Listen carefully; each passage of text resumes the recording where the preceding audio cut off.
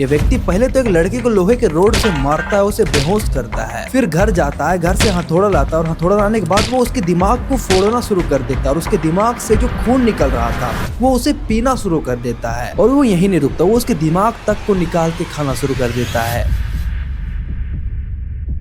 पिछले पार्ट में हमने जाना कि आखिर गुड्डा पटेल ने भरत को कैसे मारा, लेकिन आखिर उसने ऐसा क्यों किया, उसकी भरत के साथ क्या दुश्मनी थी और इतनी बेरहमी से उसे क्यों मारा। गुड्डा पटेल उसके बाद खेतों में भागी और कुछ देर खेतों में ही बैठा रहा। गांव वालों ने इधर पुलिस को खबर कर दी और देखते देखते वहां पर भीड़ काफी ज्यादा बढ़ गई। काफी देरों बाद गुड्डा पटेल को आखिर में पकड़ लिया जाता है। इतना कुछ होने के बावजूद भी गुड्डा पटेल के चेहरे पर जरा भी डर नहीं था, इनफैक्ट उसके चेहरे पर जरा भी रिग्रेट नहीं था। अब आप भी यही सोच रहे होंगे कि आखिर गुड्डा पटेल ने ऐसा क्यों किया, उसकी भरत के साथ क्या दुश्मनी थी, लेकिन इसको जानने के लिए हमें सबसे पहले गुड्डा पटेल के पास्ट को जानना पड़ेगा। ये बात है साल 2008 की। गुड्डा पटेल ने अपनी बीवी को कुल्हाड़ी से मारकर उसकी हत्या कर दी थी। इस घटना ने लगभग पूरे एरिया को हिलाकर रख दिया। गाँव वालों का कहना है कि मर्डर करने के बाद गुड्डा पटेल उस कुल्हाड़ी को लेकर 4 बजे तक पूरे गाँव में घूमता रहा। कुछ लोगों का यह भी कहना है कि वो चिल्लाते हुए कह रहा था कि उसने अपनी पत्नी को मार डाला, जिसके बाद गुड्डा पटेल 14 साल जेल में गुजारता है और जब वो बाहर आया तो गांव वालों को उसका बिहेवियर काफी ज्यादा चेंज लगा। लोगों के अनुसार गुड्डा पटेल बिना किसी वजह के पूरे गांव में घूमता रहता था। कभी वो खुद से बातें करता तो बिना किसी वजह के वो घंटों तक एक ही जगह पर बैठा रहता था। इसी वजह से गांव वालों ने गुड्डा पटेल के बेटे को समझाया कि वो अपने पिताजी को अकेला ना छोड़े। ऑब्वियसली गांव वालों को डर होगा ही कि कभी कोई घटना घटित ना हो जाए। लेकिन जिस दिन भरत पर हमला हुआ उस दिन गुड्डा पटेल का बेटा घर में नहीं था और गुड्डा पटेल घर पर अकेला था और हमेशा की तरह वो गाँव पर वैसे ही घूम रहा था। और बस उसी वक्त भरत विश्वकर्मा वहां पर पहुंचता और जो हुआ वो आपके सामने है। अगर आपको गुड्डा पटेल की ये सीरीज अच्छी लगी तो ऐसे सीरीज के लिए आप हमें फॉलो कर लें।